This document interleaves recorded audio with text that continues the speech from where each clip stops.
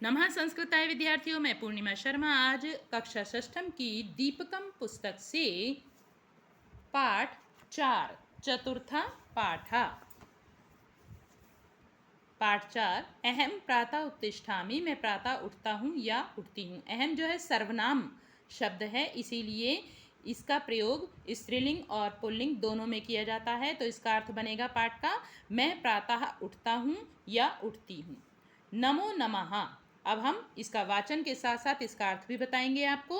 नमो नमः नमस्कार है। मम नाम संदीपः, मेरा नाम संदीप है। आपका जो भी नाम हो यहाँ पर पढ़ सकते हैं आप उसको लगाकर। अहम मम दिनचर्या वदामि, मैं अपनी दिनचर्या बताता हूँ या बताती हूँ।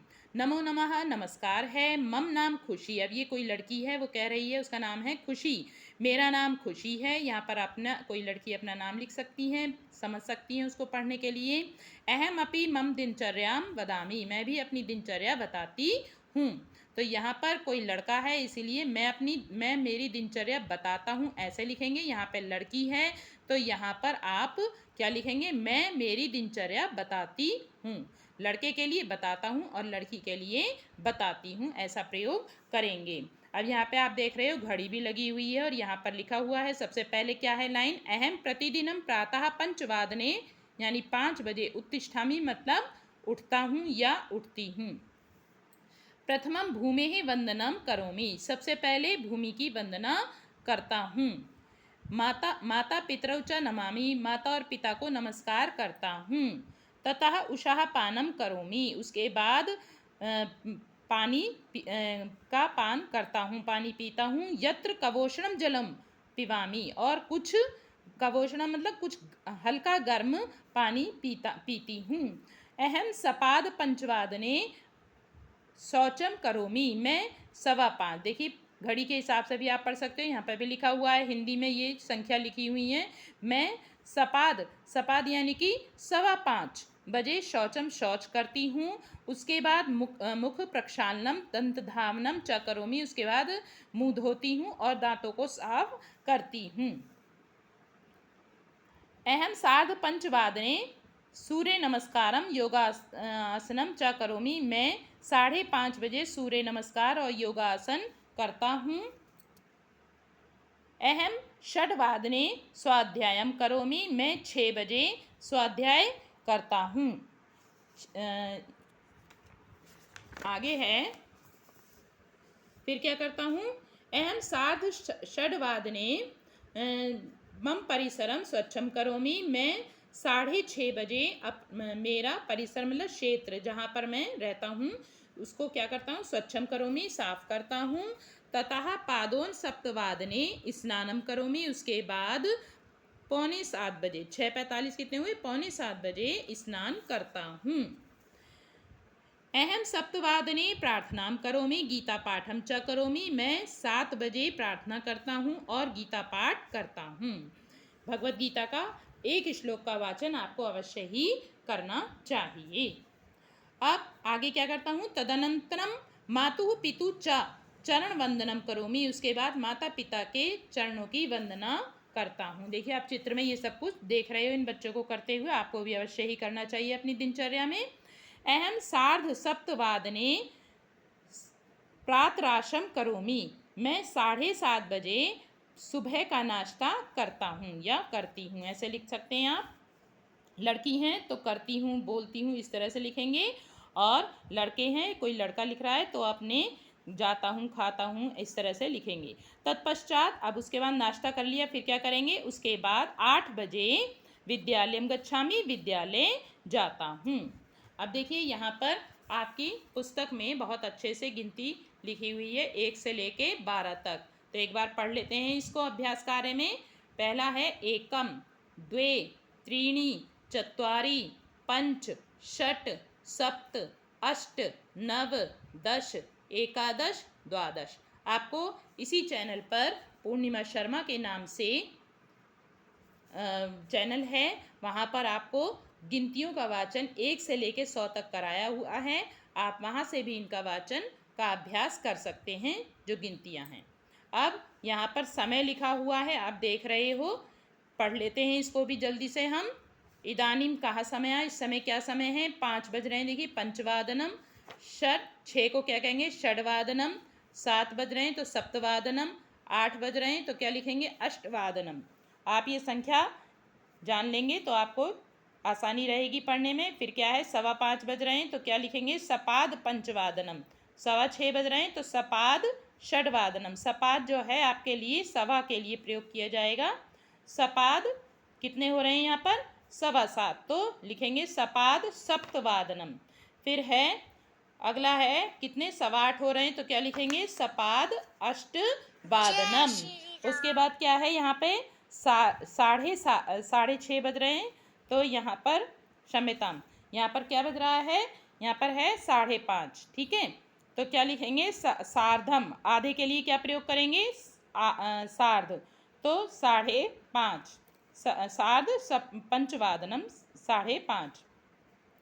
अगला है सार्ध षडवादनम यानी 6:30। सार्ध सप्तवादनम 7:30।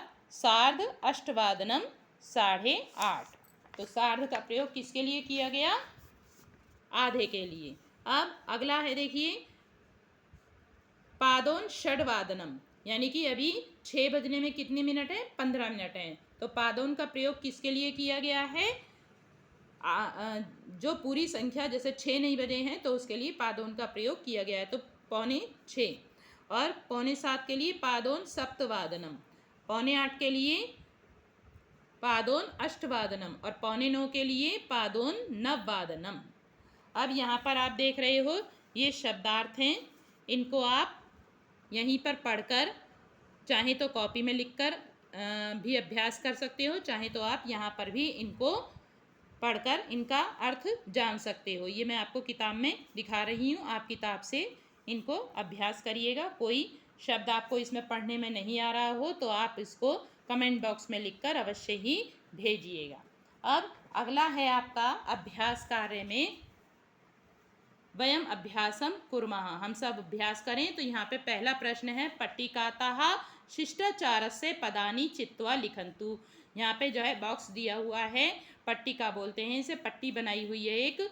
तो शिष्टाचार के, अच्छे आचरण के पदों को चुनकर लिखना है। मैंने देखिए यहाँ पे सर्कल भी कर दिए हैं और इनको लिख भी दिया है यहाँ पर। यदि आपको ठीक से समझ नहीं आए तो आप यहाँ पे सर्कल किए हुए पढ़कर लिख सकते हैं। मैं जल्दी से पढ़ देती हूँ इनको। गुरुवंदनम, वृद्ध सेवा, अतिथि सत्कारः, मातृप्रेम, पितृभक्ति, ज्येष्ठेषु आदरा, बड़ों का आदर, कनिष्ठेषु प्रीति, छोटों के प्रति प्रेम, और बंधुषु, परस्पर द्वेष नहीं आएगा, बंधुषु प्रीति, भाई बंधुओं में प्रेम, स्वाभिमान, परोपकार, प्राणियों पर दया, प्राणिषु दया, प्रिय वचनम, प्रिय बोलना, सत्य कथनम, सत्य कथन, सत्पात्रे दानम, उचित व्यक्ति को दान देना, सर्वेषु मैत्री भावा, सभी में मैत्री मित्रता का भाव रखना, अहिंसा, किसी की भी हिंसा नहीं करना, किसी को भी नहीं मारना, समय पालनम, समय का पालन करना, स्वच्छता, साफ रहना, प्रकृति रक्षणम, प्रकृति की रक्षा करना, भ्रातृषु भग्नीषु च स्नेहा, भाई बहनों और भाई बहनों में प्रेम। अब अगला प्रश्न है आपका प्रश्न नंबर 2, उदाहरणानुसारम समयम संख्या भी लिखन्तु। उदाहरण के अनुसार आपको समय की संख्या लिखनी है। तो पहला है आपका, यथा दिया हुआ है पादोन सप्तवादनम। तो कितना हो गया पादोन सप्तवादनम, यानी कि अभी 7 बजने में 15 मिनट हैं तो लिखेंगे 6:45। यहाँ पर मैंने लिख भी दिया है सार्ध दशवादनम, 10:30। ठीक है, ये आपको हिंदी में लिखना है ना, तो इसलिए मैंने हिंदी में यहाँ पे गिनती लिखी हुई है। दशवादनम 10 बजे हैं, सपाद षडवादनम 6:15, सार्ध चतुर्वादनम 4:30, पादोन एकादशवादनम 10:45, यानी कि 11:15। और ये क्या हो जाएगा, ये 10:30 हो जाएगा, ये 6:15 हो जाएगा, ये 4:30 और ये 11:15। प्रश्न नंबर 3, उदाहरण के अनुसार आपको समयम अक्षर लिखा, समय के अक्षर लिखने हैं। अब आपको शब्दों में लिखना है। ठीक है, तो पहला जैसे लिखा हुआ है 6 के लिए षडवादनम, 5:30 के लिए क्या लिखेंगे, आधे के लिए हमने क्या बताया था, सार्ध पंचवादनम। फिर है पादोन दशवादनम, 9:45 को पादोन दशवादनम। फिर 12 के लिए द्वादशवादनम, 6:45 के लिए पादोन सप्तवादनम, और 11:30 के लिए सार्ध एकादश वादनम, यानी कि 11:30। अब अगला प्रश्न है प्रश्न नंबर 4। उदाहरण के अनुसार प्रश्न निर्माण करना है। पहला आपको करके दिखाया हुआ है, उसी के अनुसार अन्य भी आपको उदाहरण करने हैं। सः सार्ध सप्तवादने अध्ययनम करोति, वह 7:30 बजे अध्ययन करता है। तो यहाँ पे सार्ध सप्तवादने अंडरलाइन कर लेंगे। सः कदा अध्ययनम करोति, तो जहाँ जहाँ ये मैंने अंडरलाइन कराया उसकी जगह आपको क्या कर देना है, केवल कदा लिखना है। सः कदा अध्ययनम करोति, सा सपाद नववादने विद्यालयम गच्छति। सः कदा, क्या लिखेंगे, कदा, कदा मतलब कब। सः कदा विद्यालयम गच्छति। सतीशः सार्ध द्वादशवादने भोजनं करोति, सतीशः कदा भोजनं करोति। यानं 5:15 आगच्छति, यानं कदा आगच्छति। गोपालः 6:00 गोदोहनं करोति, गोपालः कदा गोदोहनं करोति। माता 10:00 कार्यालयम गच्छति, माता कदा कार्यालयम गच्छति। तो आप देख रहे हो जहाँ जहाँ मैंने अंडरलाइन करे वहाँ पर केवल एक शब्द बदला गया है, कदा। कदा का मतलब होता है कब। अब अगला प्रश्न है आपका प्रश्न नंबर 5। स्वस्य दिनचर्याम सरल वाक्य लिखन्तु, अपनी दिनचर्या को सरल वाक्यों में आपको लिखना है। यहाँ पर मैंने दिनचर्या लिख दी है, इसको मैं पढ़ देती हूँ, आप अपनी दिनचर्या इसी के अनुसार लिख सकते हो। अहम प्रातः 6:00 उत्तिष्ठामि, मैं प्रातः 6 बजे उठता हूँ या उठती हूँ। तदनंतरम भूमेः वंदनम माता पितरौ च नमामि, उसके बाद मैं क्या करता हूँ कि च का मतलब होता है और, ठीक है। उसके बाद भूमि की वंदना और माता पिता को नमस्कार करता हूँ या करती हूँ। यहाँ पे ये नमामि है, मैं इसको ठीक कर देती हूँ। नमामि मतलब नमस्कार करना। फिर अगला है तीसरा, अहम सपाद 6:00 नित्य क्रियाम करोमि, मैं सपाद 6:00 कितने हो जाएंगे, 6:30 बजे उठे ना, उसके बाद में आपको नित्य क्रिया करते हैं। नित्य क्रिया मतलब जब प्रतिदिन का हम ब्रश करना है, फ्रेश होना है, तो अहम सपाद 6:00 नित्य क्रियाम करोमि। अहम, चौथा है आपका सेंटेंस, अहम सार्ध 6:00 सूर्य नमस्कारम योगाभ्यासम च करोमि। पांचवा है अहम सप्तवादने स्वाध्यायम करोमि। छठा है अहम सार्ध सप्तवादनम मम परिसरम स्वच्छम करोमि। सातवां है पादोन 8:00 स्नानम करोमि। आठवां है 8:00 प्रार्थनाम गीता पाठम च करोमि, और 8 बजे जो है गीता पाठ और प्रार्थना की करता है बच्चा, तो आपको भी अवश्य करना चाहिए। नवा है मातुः पितुः च चरण वंदनम करोमि। सार्ध 8:00 प्रातराशम करोमि, प्रातराशम यानी नाश्ता सुबह का।